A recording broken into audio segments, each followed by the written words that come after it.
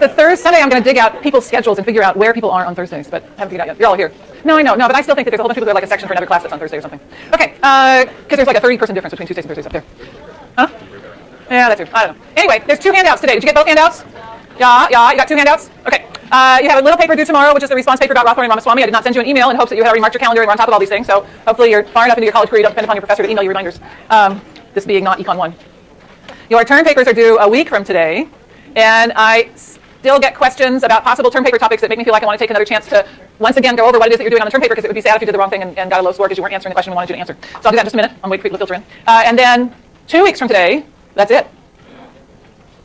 And then for some of you, life begins, but we won't go there. The GSI, did we talk about you guys having a review during RR week during our regular time? But that's an obvious time to do it, right? Okay, so we have this room during RR week on Tuesday and Thursday from 2 to 3:30, and so that's, in all likelihood, that's when the review will be. So it'll be in this very place at this very time, but not this very week, during RR week, or GR week. They could have called it GR week. They could have called it, right? Get ready, review, recite, right? And then it would have been, a logic to it. Okay, it's nice weather, and even my mind is floating around with the weather. All right, term paper topics. So let me first give you an example of a term paper that would not be an appropriate paper, okay? So suppose somebody had chosen some contemporary issue, I should think of one other than what I just talked to somebody about. Give me a contemporary issue. Cyprus, no, I need a U.S. contemporary. Give me a contemporary issue. Mortgage-backed securities. Okay, so suppose somebody had chosen a contemporary issue about mortgage-backed securities and the rise of the market for mortgage-backed securities, and they decided that they wanted to do what they wanted to do for their paper for 113 is they wanted to trace the historical antecedents of mortgage-backed securities. So they wanted to see what was the nature of the market and the rules and the regulations that gave rise to the development of mortgage-backed securities. That is not what you want to do. That would not be a good idea, because that's not the question of the paper. What you want to do for this paper is you start from some contemporary issue. For instance, how did the creation of mortgage-backed securities contribute to the crash of 2007? So that's a contemporary issue. Then you want to look at something that some economic historian has written about the past. The economic historian could have written this paper yesterday. They could have written it a few years ago. The key is the past that they're looking at needs to be at least 4 years ago. So you've got some economic historian who wrote at some point in their life a paper about something that happened, say, in the 1920s and 1930s, and your question that you're answering with your term paper is this economic historian study of the past relevant to or helpful in answering the question I have about the role of mortgage-backed securities in the 2007 crisis? You do not want to answer the question about whether or not mortgage-backed securities contributed to the 2007 crisis. I don't care, and neither do you. Well, you might, but you don't for this. What you care about is whether or not the study of history is relevant for studying contemporary issues. So you're looking to see, okay, somebody studied the panic of 1907, and they wrote a paper about how the development of some this or that in 1904 contributed to the panic of 1907, and they got a series of assumptions in their paper that contribute to the conclusion that they drew. And your task in your paper is essentially to figure out, do those assumptions that were used by the economic historian who was studying 1907, do or do not those assumptions apply to a study of mortgage-backed securities in 2007? I don't care if your answer at that point is yes or no. Your answer could be, here's this study of the panic of 1907, which a reasonable person might think is helpful for understanding 2007. But in fact, you may point out that it's not helpful because the key assumptions for the historical study simply don't apply in the contemporary issue. Or your answer could be, whoa, look at this study of 1907. This is relevant for answering a question about 2007 because the key assumptions that applied in 1907 also apply in 2007. Okay? It's very much the last question on the midterms, both midterm 1 and midterm 2. Except instead of having you brainstorm a contemporary issue in the middle of giving a critique of an argument, you're starting from a contemporary issue, thinking about what's a historical episode that makes sense for that, and then doing what are the assumptions about that are in the historical article, and do those apply to the contemporary issue? Questions? Chris? Yes. So you're using economic history articles that are written about the past. The best place to find articles about the past. So one is to cull the references of anything that we've read in the reader or the end of chapter references at the end of each chapter in the textbook. So that's one source. A difficult to use source is Google Scholar. It's difficult to use because it's giving you absolutely everything and not just economic history. An easier source to use is EconLit. EconLit is one of those electronic databases. And I think the easiest way to access it is to go through the library website. So I always just go to the library website. I go to the electronic resources tab. I search for EconLit, EconLit, and it pops up and I click on the link and I go to it. I might have put that link on the website. I don't remember. I don't think so, but I might have. It's in the term paper assignment. Yeah. Just to make sure, we are allowed to use papers that we read as part of our template. Yes, you can absolutely use articles that are from the reader. Yep, absolutely. Yep. Yes, you can, but you don't need to, and you only have 1,000 to 1,500 words. So if you're looking at 5 different articles, it's going to be pretty hard to do a good job of that given the word constraint. Yeah. Sam? On that note, what's the minimum number of articles? I forget what I said on the rubric. I think I said 2. 2. Did I say more than one historical on the rubric? Okay. And the rubric doesn't say more than one historical? It says 1 to 3? Yeah, but it doesn't say. Right. The quality, right. Right, okay. It's been a while since I did up the rubric, so I think you guys should look at it more carefully than I have. So a good paper that does a good job analyzing whether or not one historical article is relevant to one contemporary issue, so you have 2 articles, one contemporary, one past, a good job would be good. Yeah.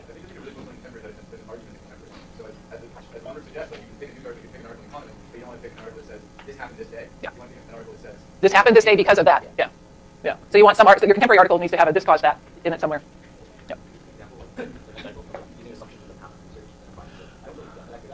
Okay. So when we looked at Golden and Katz's article about high school graduation rates, right? They looked at the role of availability of manufacturing jobs and whether or not or they actually measured it as the manufacturing as a shared labor force, but they looked at manufacturing to see whether or not manufacturing jobs had an influence, a negative influence, on high school graduation rates. So they're making an argument that in the past, in the 1900 to 1940 period they're looking at, that the opportunity cost of attending high school was measured by manufacturing wages, and the ability to get a manufacturing job is going to have a big influence on whether or not somebody stays in high school. If your contemporary issue was looking at high school graduation rates today and trying to understand the geographic pattern of high school graduation rates today, is that assumption of the relevant opportunity cost is quitting high school and getting a manufacturing job, is that the right assumption for studying high school graduation rates today? Does that help? Okay. Other questions? Anything else? Okie dokie. All right. Rise of the service sector, productivity growth, slowdown, and resurgence. I will not get through all of this. I know I won't get through all of this, but there it is, and I'll pick up where I left off on Tuesday. I built the last day of the class. There's really no new content scheduled for the last day of the class, so that's why I haven't been at all worried about the fact that I'm slopping over half a day each day, because I know that I've got 2 weeks from today to do all my catch-up. So, okay. Where we left off on Tuesday was we were looking at the rise of the service sector. I've added some more graphs in here to show you, so that was part of what I said I would do in between times. And there is now a handout that goes with Tuesday's lecture as well as a handout for today's lecture, and they're also both now on the website. So we started with this one, which showed the rise of services and the fall of goods, particularly the fall of non-durable goods, and the shift. Period. That's the end of that sentence. We also had this graph which showed employment shares, and again showing the rise of services and the decline of goods. I took and broke out the share of services, so I broke services down into some of its components. Now, the challenge in doing this is that the Bureau of Economic Analysis has a system by which they categorize industries, and they have now 6-digit, and it used to be 4-digit codes that go with each industry, and these are pretty finely defined codes. In 2002, the BEA brought out a new scheme, a new system for categorizing industries and deciding if you're producing this kind of a shoe, what industry are you in, and if you're producing, if you're renting out a tuxedo, what kind of industry are you in, and so on.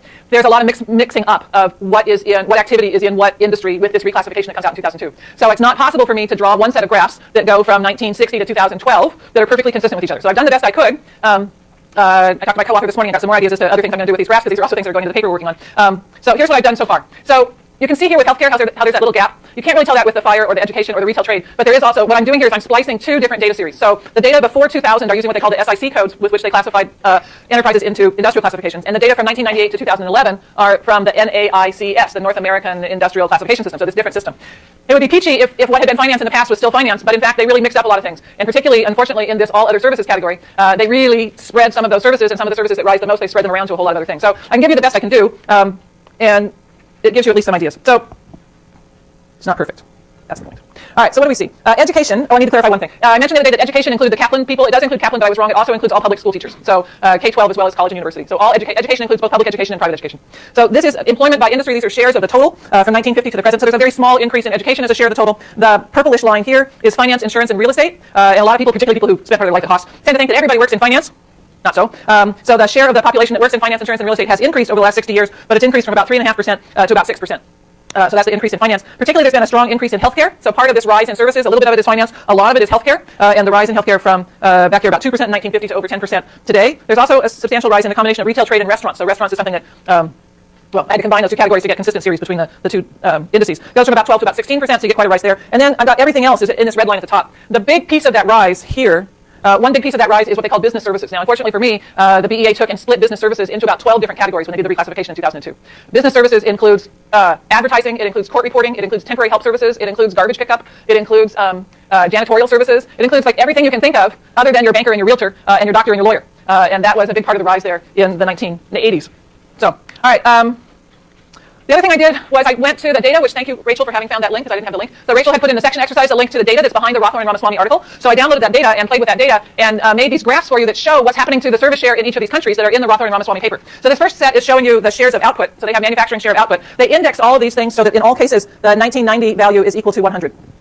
And so you're not seeing actually the share of manufacturing and output. You're seeing the share of manufacturing and output divided by, for each country, what that share was in 1990. What I thought was interesting and somewhat disturbing was that not very many of these countries have a strong decrease in the manufacturing share of output. And so I think there's something screwy with the data, because I know from the previous chart that I showed you that manufacturing as a share of output for the United States goes down pretty substantially between 1964 and 1994, and it doesn't show here in their data. You did get a nice decrease in manufacturing share in Australia. You get a surprising increase and then decrease in Greece, increase in Italy, where's Japan? Increase in Japan, increase and then decrease in France. And so this pattern of the rise of services and the coincidental decline of manufacturing, which Rothwell and Ramaswamy started out talking about like this is a global phenomenon, is less obvious when you look at it country by country, right? So you get a pretty strong decline in some countries, Norway you get a strong decline, but not in all. But what's really interesting is when you look at the manufacturing share of employment. So remember their story about what causes this deindustrialization. So the decrease in manufacturing share is a story that's both about output in terms of the income effect, the income elasticity effect would affect output, but it's also about employment. So that the differential increases in productivity, which is our second topic today, the differential increases in productivity would affect employment but not affect output. And so I'm going to go back and forth a few times. Now that I've marked up this slide, it'll probably be easier to tell which slide I'm on when I do it.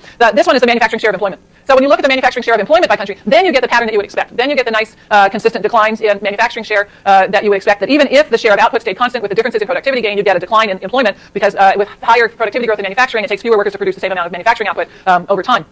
So let me go back and forth just a couple times. The countries are all in the same order, and so what you want to look at is, so there's a bunch of downward sloping, not all of them, but a bunch of downward sloping lines here for employment, fewer downward sloping lines here for output. So there's the output, there's the employment, there's the output.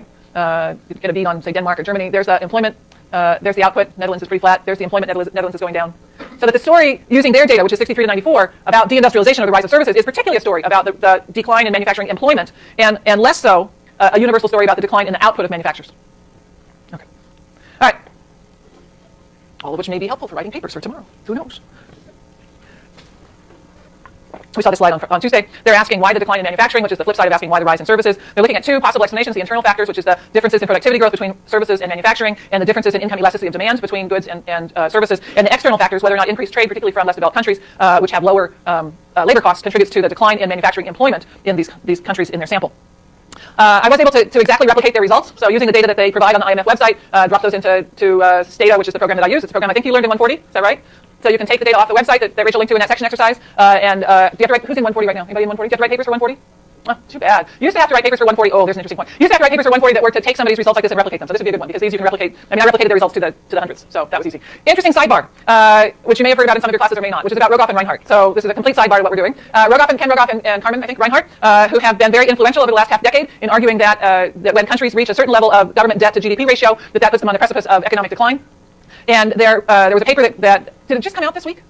Okay. That's this week, right? Okay. So there's a paper that came out this week that was by 3 people at University of Massachusetts Amherst, which is where I had my first job. Michael Ash is one of the authors on that paper. Michael Ash is a UC Berkeley grad and now chair of the department at Massachusetts. And what I didn't know, that I learned this morning in talking with my co-author who has friends there, was that the paper that came out, let me characterize, the paper that came out by Ash and Poland and their third co-author, whose name I don't know but I should, says that Rogoff and Reinhardt did their econometrics wrong.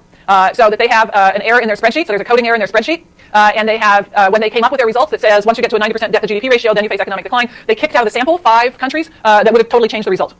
For no apparent reason. So they just sort of kicked those out of the coding. It's not clear where this error came from, but here's how it was discovered. The third co-author on the paper is a graduate student at UMass Amherst. And for the econometrics class, which Bob Poland and Michael Ash co-teach, their assignment for their econometrics class is to take somebody's research and replicate the results of this paper. And so this guy decided that he would take Rogoff and Reinhardt's data set and run it through its paces and replicate the results, expecting this to be a pretty straightforward exercise. It's step 1 in the Olney method, is it not? Right? Step 1 is replicate the results, and then you can identify the assumptions and figure out how you're going to critique it. So he figured he'd do step 1, which was to replicate the results. And when he got the data and started playing with the data, he couldn't replicate the results. And he eventually got their original spreadsheets that they had worked at and uncovered the coding error, found the fact that they had ignored these 5 countries that would change their resules. And so this started out as an econometrics paper. And it's shaking the world. I don't know that I've known of any paper in our profession that has created so much buzz so quickly as this paper by these guys at UMass that is, it's a David and Goliath. These folks at UMass who are overturning the Rogoff and Reinhardt result. So it's a big deal.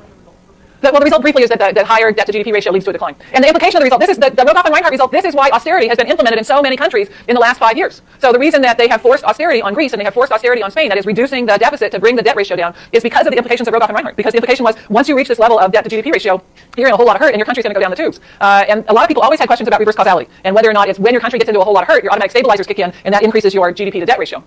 This critique is not directly addressing the reverse causality issue that people have been worried about. This critique is simply, y'all screwed up your econometrics.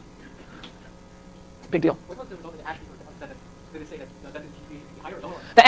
The Poland Ash and the third person, Poland Ash and grad student paper says that what is the result? The result is that if you're a country that experiences like above a 90% debt to GDP ratio, then the expected growth, economic growth after that is like minus 9.9% or 9.1. So when it's negative, then that's what they got a lot of attention for. So then when you read the results, that's like 1.8 or 2.2. 2.0. It's like certainly. Yeah, I just talked about this in another class. Yeah. So did y'all hear what Andrew said?